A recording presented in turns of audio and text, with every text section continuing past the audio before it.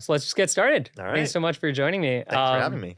So Dan Shipper is the co-founder and CEO of Every. It's a media and software company on a mission to discover what's next by any means necessary, it seems, which means that Dan does quite a bit of writing as well as coding. I'm excited to have Dan here today because we seem to have a lot in common. Besides for a bunch of mutual friends we discovered from the New York AI community, Dan actually also started coding in middle school, undergrad in philosophy, also went on to start a AI company in some sense. Also both named Daniel. Also both named. I wonder if we're secretly related. But anyway, I'm excited to have you on, talk a little bit about AI and philosophy and, wherever we go. Excited to be here. I'm just curious, maybe not the fully philosophical side, but how'd you start coding? I read a Bill Gates biography when I was in 5th grade, and I decided that I wanted to start a Microsoft competitor, and I was going to name it Megasoft.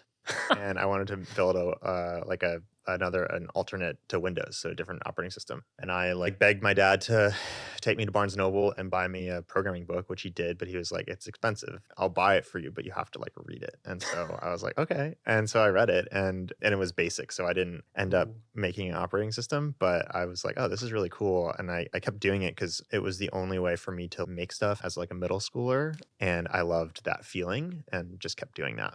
Yeah, I feel like there's some magic in terms of when you build things in the real world, it's so slow because you'd draw a blueprint of the building you want to build and then you have to build it brick by brick. Yeah. In computer science, the blueprint is the product. You describe it very carefully and you're done. There's no next step. Yeah, totally. It's so nice. Yeah. And then you didn't study computer science. You went into philosophy. I did not. I went into philosophy. Or at least studied it undergrad. I mean, I'm still in it. I'm still in philosophy. I've somehow made that, I guess, my career in some ways. But yes, I studied it in undergrad. I'm just curious why study philosophy? I have always been interested in questions about how to live and what a good life is. And I started getting really interested in that in a way that I could talk about when I was in high school. And when I got to college, those were the classes, the philosophy classes really stuck out to me. And I knew that I would be able to get a job after I graduated because I could program, which now feels like such a different time where being an engineer felt like it was so much more valuable 10 years ago. But anyway, there's a lot there. I still think it's valuable. It's just a different thing. But I realized that I could get a job. And so I was like, why don't I try to get out of college? What would be most pleasurable or most interesting to me? You mentioned the good life. Do you feel like you figured out what the good life is? No. I think first of all, what philosophy afforded me was the chance to read a lot of books, which is really cool. And to have that experience where you read a philosopher and then you're like, wow, Descartes really got it right.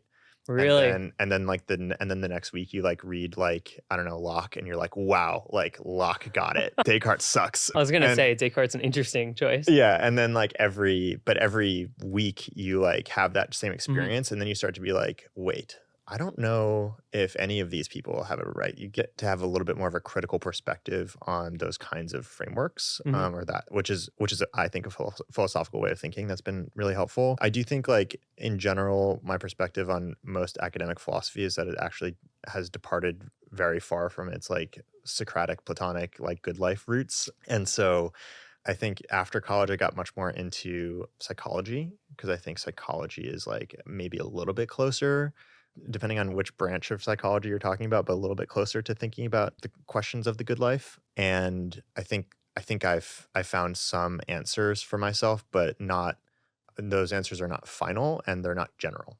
I guess that was the question I was wondering, which was do you feel people often criticize philosophy from a perspective of oh, there are no answers, they're just questions. Yeah. Do you feel like you found answers?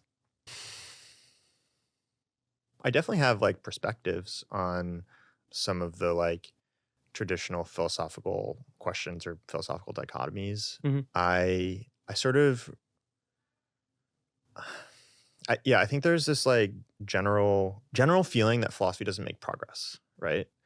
But I think if you study the history of philosophy, you do see a thinker will think something and then someone else will respond to them and find holes in their argument and then posit their own idea of whatever they're debating.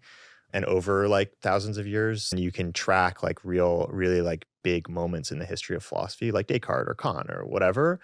I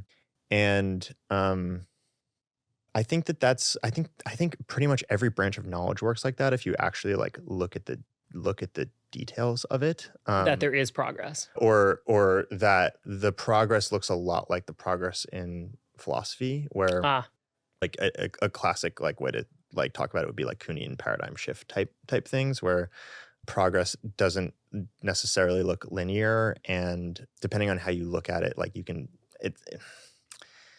I think progress doesn't build on itself in the way that like we tend to believe it does. I'm being like a little bit wishy-washy on that, but I mean, I think yeah, sticking with philosophy for a minute, I guess there is that interesting point of view that's really easy to hit, which is Yeah. like philosophy makes no progress. Yeah.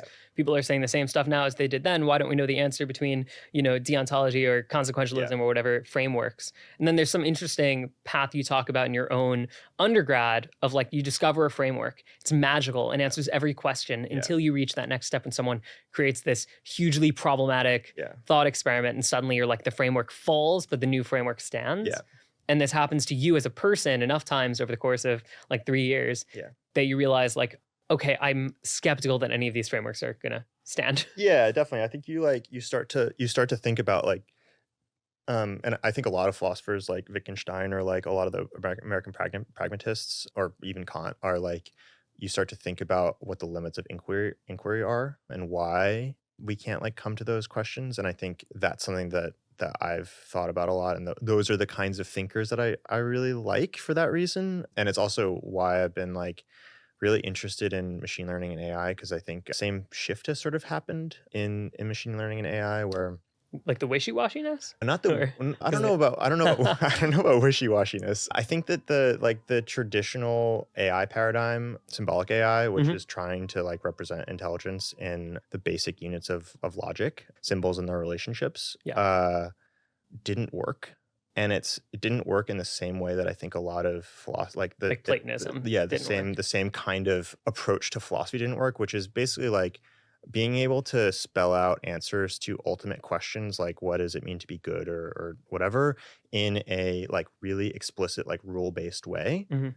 We haven't really been able to do that in philosophy, and we haven't really been able to do that in AI. Mhm. And what ended up working in AI was this shift to neural networks, where those networks work on a sub-symbolic level. They don't represent symbols like in each node or in each connection. They're all those representations are distributed. And I think that like has some parallels to the limits of like philosophical inquiry, where like if you're thinking for yourself, like, okay, like why do I do like a lot of philosophy is thinking about like, okay, why is my intuition XYZ, but I have another intuition over here, and how do they like Yeah.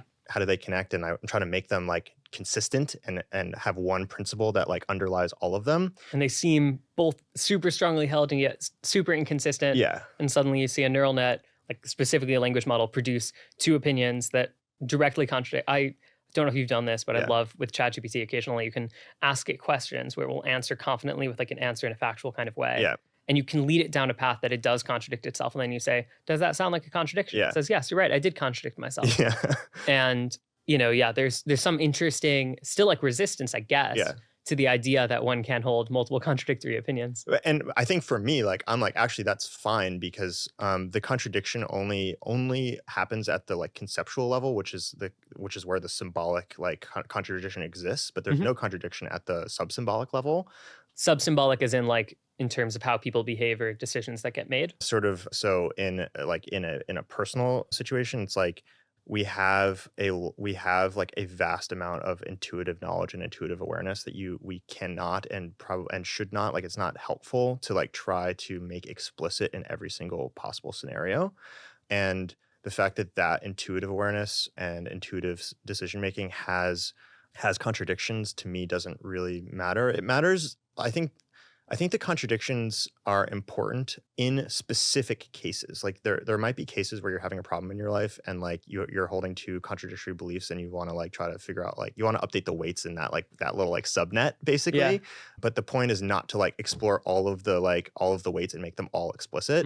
It's to like find specific, it's sort of like a case law. You want to like have a judge like kind of figure out in a particular circumstance, like how should this law apply, rather than like have someone spend like all their time trying to figure out how every law applies in every single circumstance. Like that doesn't really work. So it's interesting. It's like AI reflecting philosophy or like the way we think Same way as like a legal system. Instead of having a a bottom up system that's just like, this is what is ethical. Like, that that's ethical. You Yeah. know that that's not. Every once in a while, you will hit a contradiction. Yeah.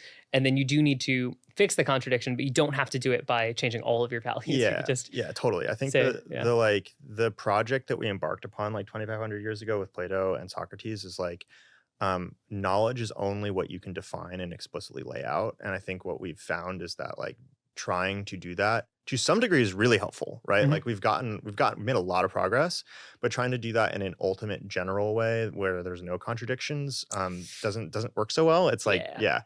And I think you can see this, for example, like in ethical frameworks, it seems pretty obvious to me. It's like if you look at the EA utilitarian crowd, like some of it's really good, right? Yeah. But like then it also leads you into all these like weird paradoxical like the non-person problem. yeah, or like, you're like, well, if there's a 0.001% chance that like AGI is going to kill us all, then I need Just to focus on that, I need ignore to just everything focus on else. that. And so Yeah. and what it is like you're kind of like you've decided, okay, I'm not going to listen to my intuitive like rational intuition or my intuitions about what is moral or what is ethical, and instead I'm only going to make rational calculations. And then you kind of end up rationalizing your intuitions. Well, I'm curious on yeah. that, just because you say rationalizing your intuition. Yeah. So you mentioned like Kant and Descartes. I'm a big Hume guy. I don't know about you. Hume's great. Yeah, I was gonna say because I think he's a proto-pragmatist type thinker. Yeah. And I'm a sort of pragmatist stan, so I like Hume. he's one of his most famous quotes was like, "Reason is not only be a slave of the passions," where he argues that we actually only ever use reason to justify passions, which is his word for like desires. Yeah.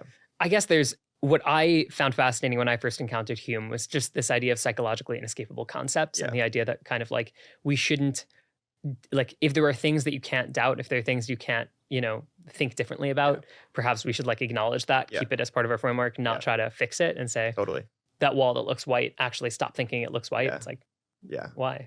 Pascal has this really good quote, which is, "The heart has its reason that reason cannot know."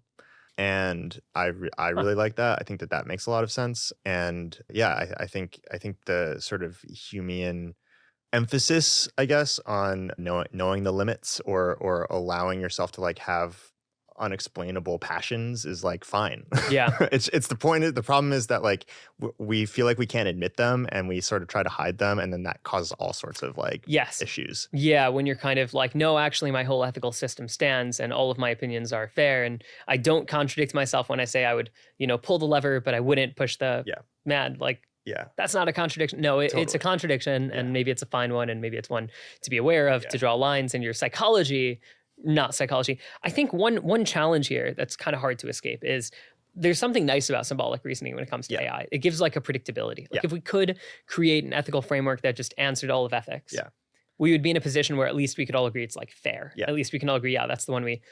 Totally. Do you worry when you think about, this projection, if ethics can't be represented with like a fixed system, does that lead to problems? I think it would lead to problems if it could. Like, so the thing that you're thinking about is Leibniz's original dream of like the universal calculus, where he was basically like, hey, it would be really great if we could just like write everything down in this symbolic language where you couldn't lie and you couldn't make any sort of contradictions. And so we'd be able to turn moral questions into like mathematical questions, which is sort of like this direct descendant from Socrates, who wanted to turn all moral questions into explicit, like quantifiable questions of knowledge.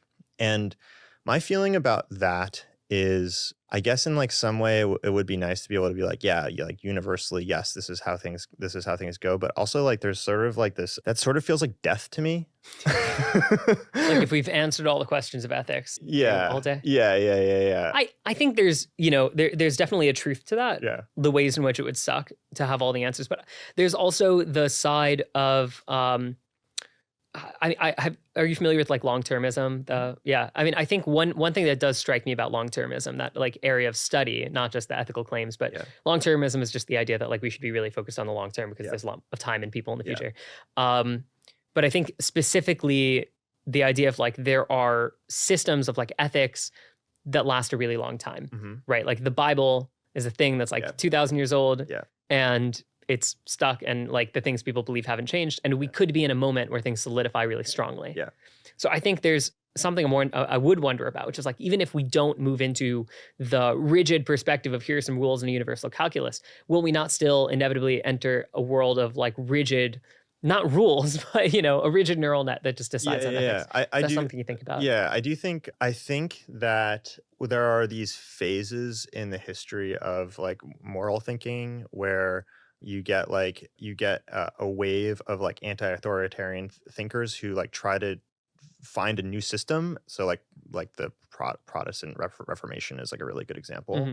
And those people like, they're like, okay, we want to have a personal connection to God. Like we can like get rid of the like general like Catholic doctrine and like all the like church hierarchy that's been around for thousands of years. But now like it's different, right? Because like the people who are Protestants like grew up, and I have nothing Mm-hmm. against Protestantism, but like they grew up in it, they didn't choose it, and so a lot of it is sort of this like sort of traditional. And they're around other Protestants. They're not responding to anything. They're just living exactly. And similarly, the U.S. revolution happens in the late 1700s and leads to a constitution that responds to specifically like a Declaration of Independence. We will not be like them. We will not follow those laws that weren't fair. Yeah. And that hundreds of years later is now inspiring a huge number of constitutions and rule systems that aren't responding to anything in particular. Exactly. And then you have periods of time where people are like, well, the conditions have changed sufficiently that the old systems don't work. We need to come up with new ones. Mm-hmm. And like, it's possible that we're in one of those periods right now because of technological change.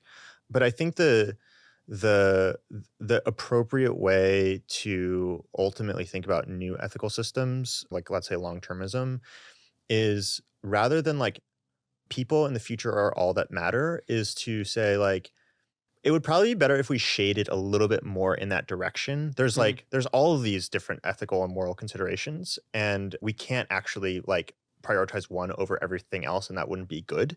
But we might want to lean in that direction a little bit for XYZ reason. An example might be like our neurobiology is like pretty wired to be like really, really short-term focused. Yeah. And we're building technology that is like going to affect the like lives of generations to come. And it would be really good if we like were a little bit more sensitive to that. And that, I guess what I mean here is not so much like, should we focus more on the long term, but will our opinions on ethics, and I mean like there's our opinions on clothing, the more cultural oriented moral opinions that we have, will they become solidified if we're developing systems that's job it is to understand our society, to understand how we reason, to approximate it, to predict kind of the moral judgments the average person would make, but it's the average judgment people would make today. Mm-hmm. Will we end up solidifying within machines, whether like a universal calculus from first principles? I think the thing I'd wonder about is, will we end up with a universal calculus that still does exist? It just happens to be fuzzy instead of, non-fuzzy. So are you asking like if we tried to quantify like moral judgments in an AI, is that sort of like universal calculus that gets solidified for generations to come? Yeah. And I'm somewhat wondering if that's what we're doing or about to do. Will GPT-4 have certain opinions that define how we decide to design GPT-5 and 6 and 7 and Anthropic's next Claude? I mean, definitely. Like there are always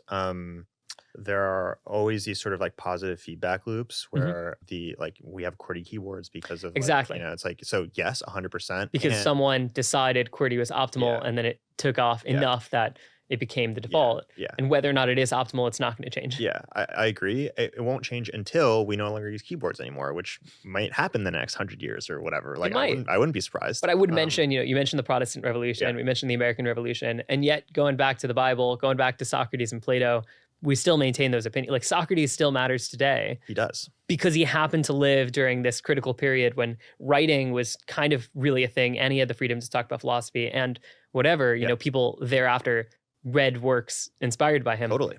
But like there obviously might have been just as smart Socrates that lived 10,000 years ago, but wasn't at the right moment in history for those writings to affect the future. Totally. Yeah. And we have terms from that. We have ideas from that. I guess what I'm really wondering here is I so respect, going back to the idea of kind of we should be scared of a system that says we're going to symbolically represent ethics and answer every question with a number that's going to say like that moral decision is a 4.27. Yeah.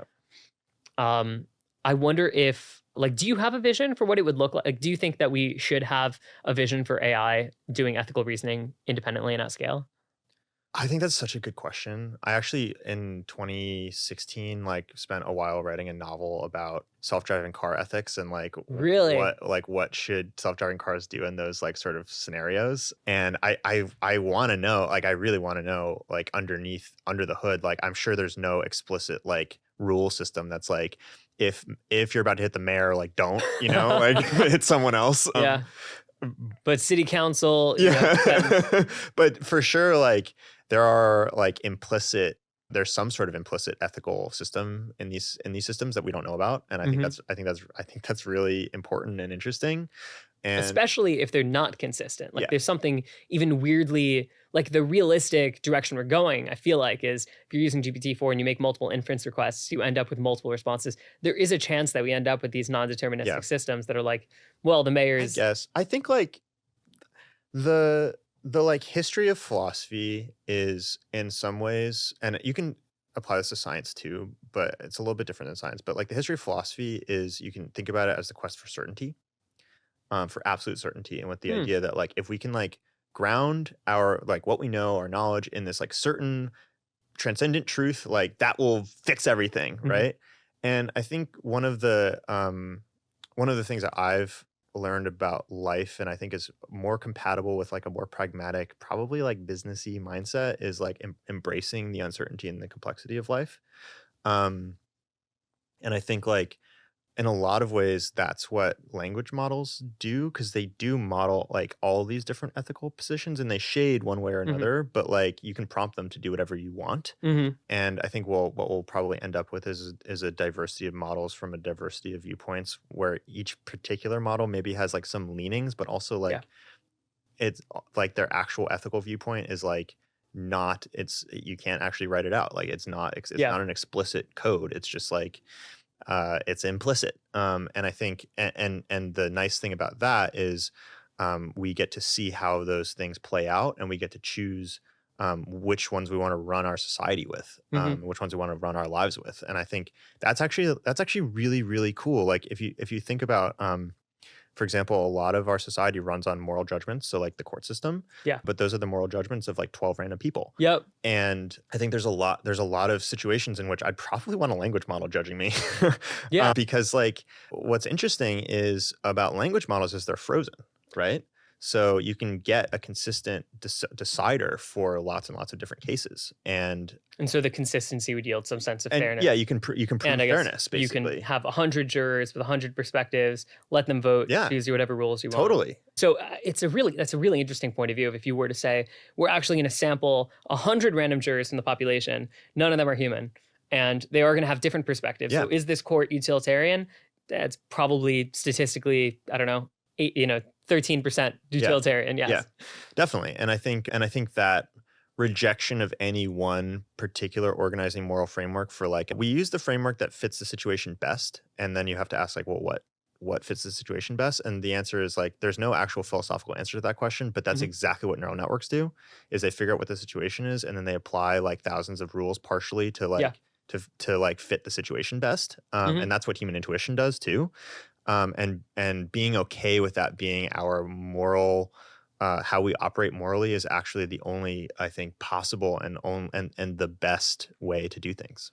I find this like such a fascinating proposal of like, rather than you have a set of rules for justice where we just decide these are the laws, very rigid, very clear. We Yeah, move in sort of the opposite direction of like, no, we're going to allow for flexibility. We're going to move more towards like a juror type system yeah, where, you could actually have, I mean, like one thing I'd wonder about, just random thing to throw out there, jury nullification, if yeah, you're familiar with the idea. It's just like where a jury says, I don't care about the law. The law is not just, not putting this person in jail. And you end up with this really interesting, I mean, just something to think yeah, through. Would we explicitly say to a language model, you cannot do that, yeah, right? You must follow the laws. Or I guess you can go even further. Even if you did, there's no guarantee the language model would obey that. yeah.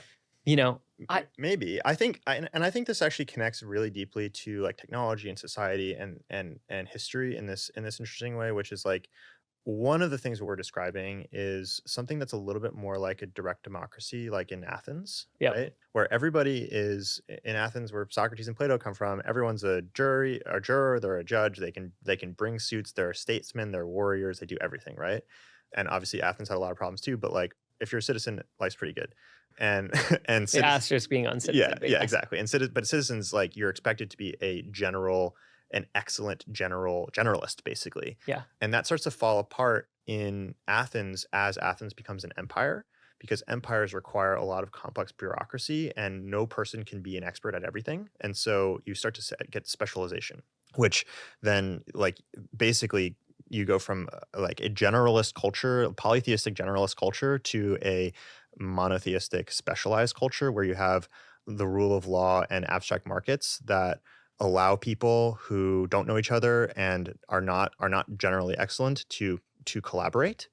And I think that might start to shift back in certain cases, because a generalist with a language model is like super dangerous, because a Yeah. generalist has 1,000 specialists in their pocket. I And love this framing of kind of what opportunities do we open up in society if we shut down the specialists. yeah. I mean, I've been reading a book called Weapons of Mass Instruction. I don't know if you've read it. It's Mm-mm. a phenomenal book against education. Mm. I got to talk about it on the podcast Mm. at some point. But just there's quite a bit of thought around like how specialized is our education? Should it be way less specialized? And I Yeah. feel like there is this opportunity with AI for like, what if we just don't need specialists all Yeah. that much? What doors do we open up if everyone could be a judge? Totally. Because you don't need special knowledge of the law. Totally. I think that's really cool. And I also think it's a better way to live.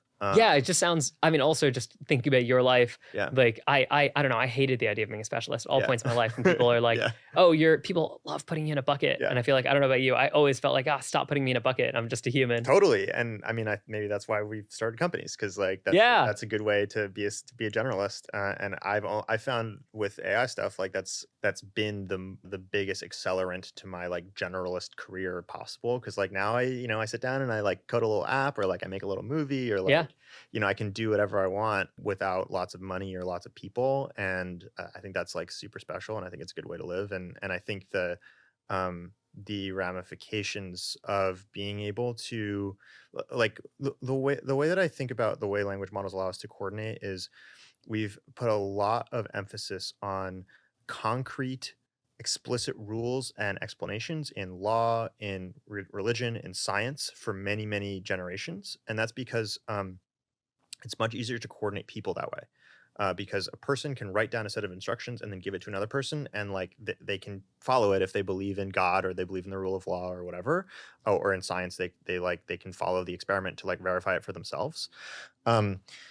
But what I think we all know is that most forms of valuable knowledge are necessarily inexplicit and intuitive. So a really good example is like you can ask a famous investor like how they make decisions, and they might be able to give you a couple like sentences, but like really it's like inexplicit, intuitive pattern matching over Mhm. thousands and thousands and thousands of hours of experimentation and that does seem trying. to be also one of those curves where the inexperienced investor has a very clear system. Yeah, Thesis. there's also And then that. I think you only find those. It's only those like top investors Yeah. that are willing to say to you like, Yeah. "I'm good at my job." Exactly. There's also that. But like basically I think we've devalued a lot of the explicit intuitions because it's easier to coordinate over explicit rule-based systems.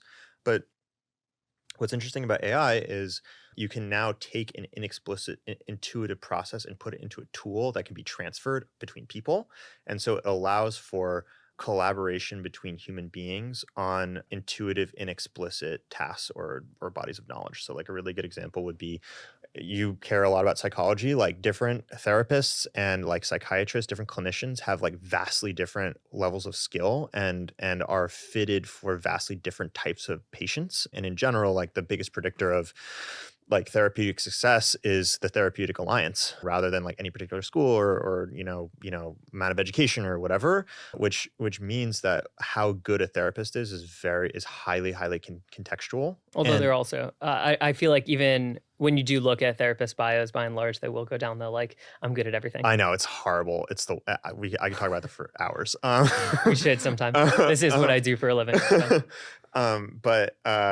But what's really interesting is like maybe there's like one therapist who's like, I have OCD, so like maybe there's one therapist who's like 10x better at OCD, Mhm. but like that person has a limited amount of time. Yeah. And maybe they train other people, but like that takes forever and like it takes away from them seeing clients and whatever. you can embody that therapist decision making in a model and then send it across the world, and like everyone has access to the weights, and it can start like Yeah. helping people everywhere, and it can do that without any therapists having to write down an explicit set of rules or procedures or whatever. Mhm. Like I think Or therapy pretend that such a thing exists. exactly, like that therapy was harmed so much by this need to scale therapy, Yeah. which created this need to manualize it, which Mhm. like manualized therapy, like it can help you build skills. Like there's some good things about it, but like clearly manualized therapy Has is very low engagement, if nothing else. yeah, and it's clearly less effective than like a highly trained therapist who's sort of like fitting their treatment to like the patient that they have.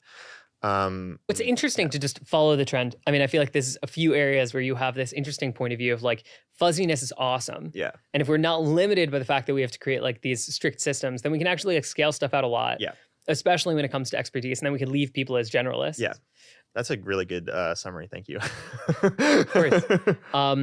I still wonder, I think like one big aspect of this theory is there's still some solidification. Like there's this interesting, people thought, I was driven by this argument in AI like 10 years ago. Yeah. I got into AI from that Tim Urban article in Wait But Why, Yeah. where he basically writes like, I have no idea when AI is going to really work. It could be 100 years. Yeah. But at some point, computers will grow so much Yeah. that we can take human brains, we can model them in computers, Yeah. just upload your brain to a computer, and Yeah. then there we are, we have AI. Yeah. And he's like, it doesn't have to happen that way, but if everything else fails, eventually we'll get to that backup of just like model brains in computers. Yeah. There's something here where like, are we actually starting to, whether it's like the exact same mechanism or not, are we modeling brains with computers? Are we taking this CBT therapist, uploading them to a computer? And if we do, is there that point where what I'm really asking is like, are you going to be out of a job? Me, If we can model I'm your not a writing. therapist. No, if we can model Oh. you spend your time thinking. Like that's literally like what you do for a living, right? Yeah, but like I think that there's this I think what's more likely to happen is we will develop tools that do that, but they model what I would do in situations that I don't care to think about. Like I'm asked like all the time about like, I don't know, I run a company, like people ping me like every day, like many, many, many times a day, and I'd rather be writing. And the things I'm saying to them are often repetitive. And I would love a little simulation to me to like say the repetitive thing that I would normally say and like leave the 2% of cases where I am actually needed to me. I think there's, maybe there's like a larger question about what if in this scenario we could just have an instantiation of you who's on Discord and is talking to everyone and no one knows it's you, and it could just like basically be you and write as you and whatever. And I think like, technical feasibility aside. I mean, I think that that's so far off, mostly because already like O1 or O3 or whatever are vastly better than me at like math, for example, or like coding. But I think what we'll find is that there's a lot of complexity, even once you get to AGI, that sits between something being able to figure out a problem or being able to do math and something being able to take in the vast context of like what's in my brain and simulate it like second by second to like come to the conclusions that I would come to over a long period of time. Yeah. I think maybe it would be able to do it. Like I think very likely it would be able to do it to some percentage of accuracy over the next like, let's say 10 minutes. Like what I might say in the next 10 minutes based on previous podcasts I've done and everything else that I've been thinking about or whatever, but there will be some error bar, and the more the error, like the longer time scale, the more the error bar increases and the more different I will be as a person. I mean, I see the technical feasibility thing, and I see the argument of like, there are things that we've gotten really good at and there are things we suck at. I feel like there's another side though, which is like, if I could have you as an AI podcast guest, I like would never want to do that. That would suck.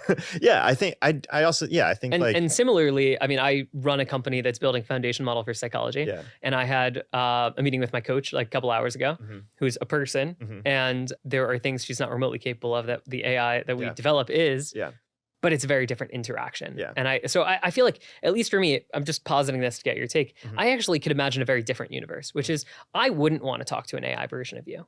I would want to talk to an AI, but I wouldn't want to talk to an AI version of you.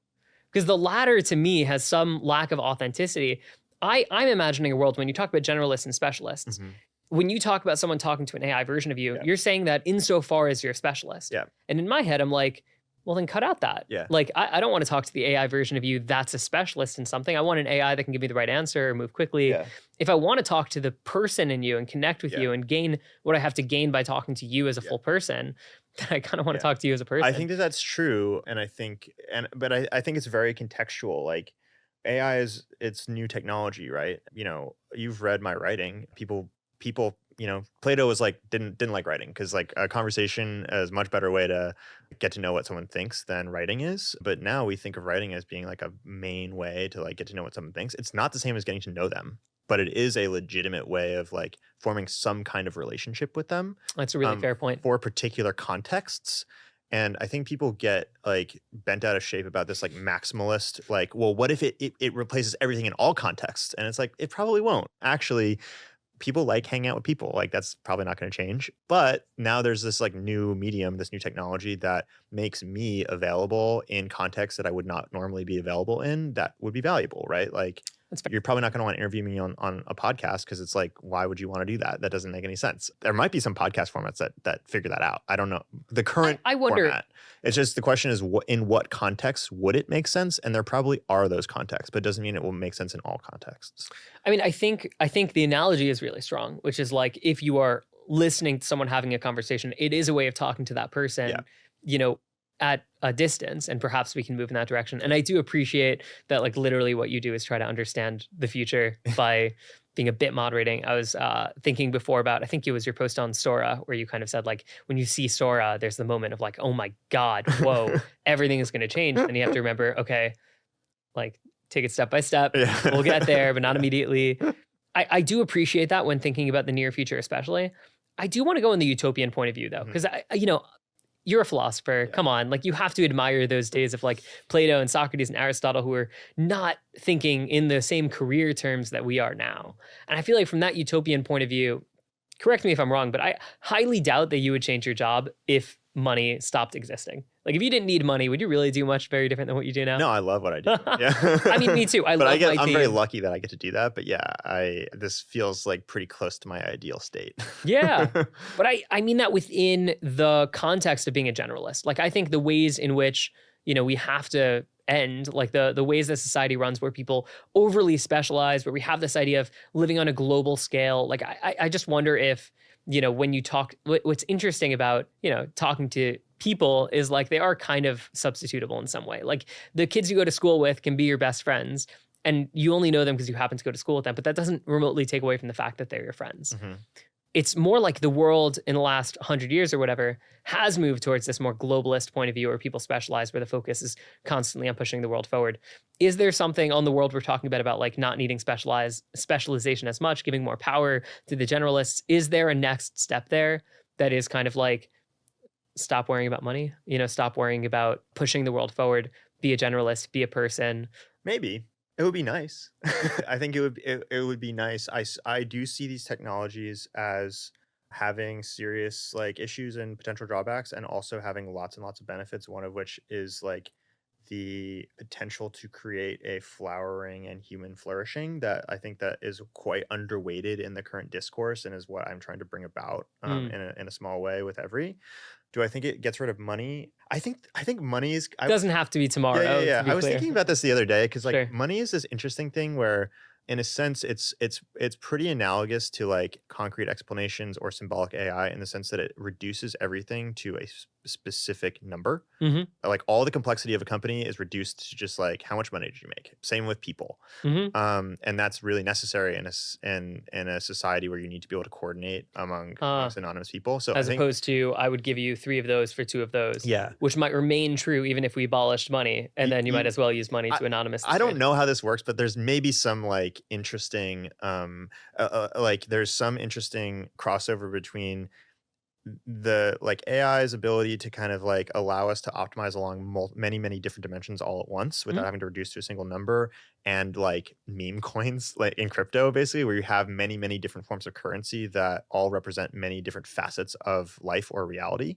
and you may be able to generalize away from like national currencies to meme coins basically that first of all, I hate meme coins, but like this is just like a very, very vague thought in my head that I do get the thought of like yeah. it's hard to escape currency, even if it's there's the Wilt Chamberlain idea, and I'm trying to remember who wrote this, but there's this idea in like political philosophy, I think in like 60s or 70s, Yeah. like if we redistributed money perfectly evenly, but then a basketball player says, I'll play basketball, but only if you pay me to play. Yeah.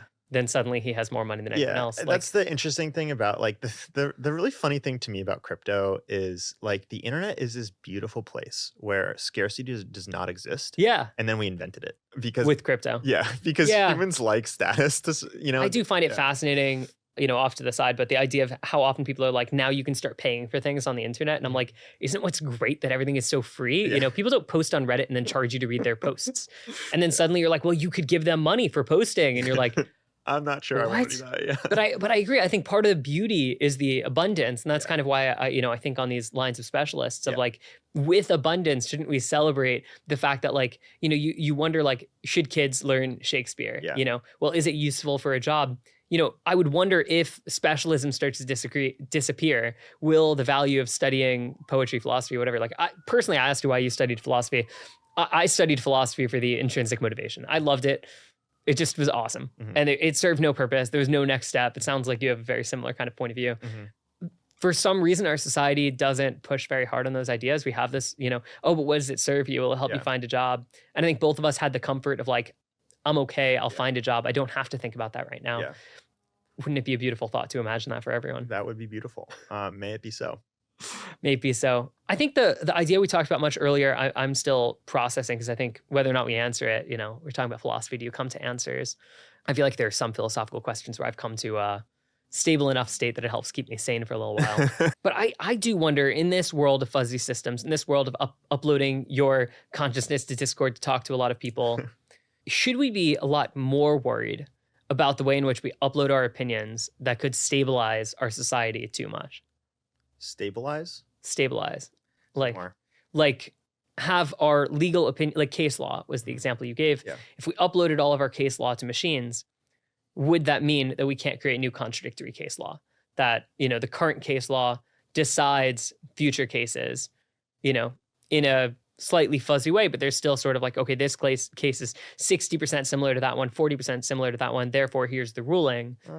Where like part of the beauty of case law is that new cases can change case law. Well, I think you're pointing to an as yet, as far as I know, unsolved like AI issue, which is you have like these training runs and you create this like underlying foundation model, and then it goes out into the world and interacts with people, but doesn't remember any of the interactions. And then the interactions like over many years get filtered back into the data set and like put into the foundation model, which is a little bit different from like how humans work, where it learns humans learn at the edges. Like foundation models don't learn at the edges right now, except in like weird like RAG stuff but that's not actually the same kind of like updating of the weights that I'm talking about. And that's still sort of like unsolved. And if you think about the way that like case law gets updated or science gets updated, it's like it's at the edge. It's at the edge by new entrants who like learn the like old ways of doing things and are like but are also naive enough and like hormonal enough to be like, fuck the old stuff. Like I want to figure something new out. And I think we'll probably end up having to figure out what is the architecture by which either existing models at the edge learn new things or become sort of sensitized to like new ways of seeing the world and new ways of like trying to organize the world or make decisions. Which I think is like very far away from the current AI research paradigm, because we're like right now obsessed with trying to solve problems with verifiable step-by-step solutions. And I do just want to highlight what you said. You mentioned the hormonal thing sort of as a joke, but I mean, I wonder if that actually is literally valuable, which is the element of like, progress is made by young people. There's the classic like Einstein lamented late in his life that he, from his perspective, achieved nothing after the age of 25 because he like challenged the status quo. He interpreted the evidence, did no experiments. He's like, you all saw it wrong. Here's the right answer. And then right afterward, quantum mechanics shows up and he's like, no, you guys are pushing too far. Like, is there genuinely something to the idea of like adolescence or like being a young adult? Definitely. This idea of like, we are kind of stupid and willing to challenge. Is that seems a little separate from learning at the edge, right? This idea of like shaking the system in a way that's good. Maybe I think I can connect them, but I do think that they're separate things, and I do think like that's that's a current limitation of AI, no matter how much within the current paradigm, the current architecture, no matter how much data, no matter how much compute, they're trained to be people pleasers Yeah. and to reflect back what they are told. And if you want to get something that can help someone see the world in a totally new way, I think you probably have to get things that have a little bit more of a sense of agency and a little bit more of a sense of independent perspective, Hmm. which is like and also to be able to have opinions that are not proven, which is like completely outside of the current research paradigm because we're obsessed with like engineering problems that have step-by-step proven solutions. And I think we will start to see those limitations sooner rather than later. And I think we'll probably figure them out, but it's currently way outside of the like a language model's capacity. Although we're talking about it as if it's a technological problem. Is it a design problem? Yeah, it's both. I mean, I think it's like it's a design and it's a design and it's an engineering problem. I mean, I mentioned this as design because you mentioned earlier also, like, hopefully we have different models that are different and or just like systems with different prompts that express different opinions and Yeah. points of view. That could be true. But I think about OpenAI versus Anthropic as an Mhm. example here. Anthropic has not built a system called ChatGPT. It built a system called Claude with Mhm. a name that has certain personality that's Yeah. supposed to be kind of curious and it's supposed Yeah. to express certain kinds of opinions in certain kinds of ways. There was recently an observation on Nigerian English being present in ChatGPT and the use of certain words that are common in Nigerian English and not common in American or British or Australian English Mhm. because of all the annotators That's in interesting. Nigeria expressing certain opinions. ChatGPT, I had someone at OpenAI referred to the persona of ChatGPT to me as the just the bureaucrat. There's some other phrase I'm looking for. Yeah. But there's like a certain persona that I think is intentionally embedded in the machine in order to, communicate a certain way, fulfill a certain role as a product. Yeah. Like I wonder, are we underplaying the degree to which that lack of curiosity that you're talking about, that lack of shaking worldviews, is by design and might continue to be by design for a It long definitely time? is by design. Yeah. And that's 100% what I'm saying. And Okay. it will continue to be by design because like businesses, if we're talking about like the shift between uncertainty and certainty, like big businesses care about certainty and predictability. And so all of these companies um that have really, really high expectations and tons of capital and need to sell a lot of AI are going to want to make the predictable AI. That is people Um, pleasing. That yeah, answers your question. yeah, which leaves a lot of room for startups to make creative AI that is a little bit more harder to deal with, harder to wrestle. But like, then you have to figure out like what's the training loop to like get an AI to like learn how to make good contrarian predictions. That's crazy, right? Because there a training loop like that does exist. There is some learned set of some sub-symbolic connections between neurons that like represent that. And we've never figured that out and we're not currently trying, but I think we should. I love this idea that there's essentially like a smaller opportunity compared to building this AGI personal assistant Yeah. that's not a personal assistant, Yeah. but probably has the same architecture, that's higher risk, that's dangerous for a company like Microsoft to label as their Yeah. own, as for Facebook to label as their own, Yeah. but one that a startup, I mean, I think this relates closely to what we're working on, right? Like Yeah. we're training a model that is not a helpful assistant. Yeah. And when people ask, what's the difference with ChatGPT? It's like ChatGPT is a helpful assistant. Yeah. It is intentionally trained to not take these kinds of risks. Yeah. Yeah, I guess there's a really interesting view in here of like startups should try to build this dangerous thing. Yeah. Basically, all these attempts to not just be people pleasing that are designed, or you do run the risk that OpenAI and Anthropic and et cetera just solidify this more boring form Yeah. of AI. I don't I don't think that'll happen because I think like as people get more used to these models and they become more like sort of table stakes, there will be just market opportunities for people to like build what we're talking about and people will buy it. It might not be everyone, Yeah. like people at like huge companies, like huge health insurance companies that need like predictability may not be able to use it, but like other people will. And I think that'll be great.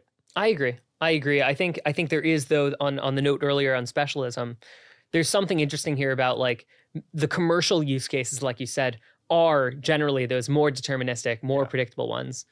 And what's kind of cool about that is that means the direction of AI is to replace the most boring, predictable stuff. Yeah. Which is probably good for all the rest of us. Yeah, I think it's good.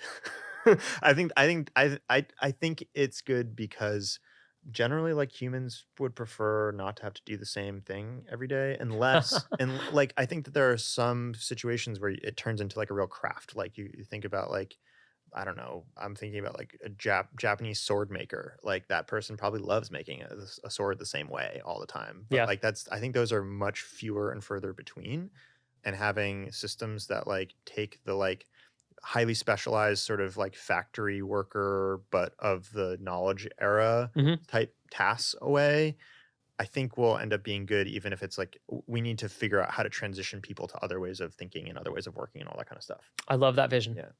Awesome. Well, thanks so much for joining. Can I ask, given that you write, is there any piece of writing of yours or of anyone else that you'd most recommend someone read to follow up on these topics? Everything on every.to. I have a piece on like how I sort of see ChatGPT and AI in general, like interacting with humanity and the human mind and culture on every called ChatGPT and the Future of the Human Mind that I think reflects a lot of these topics. So if you're interested in that, check that out.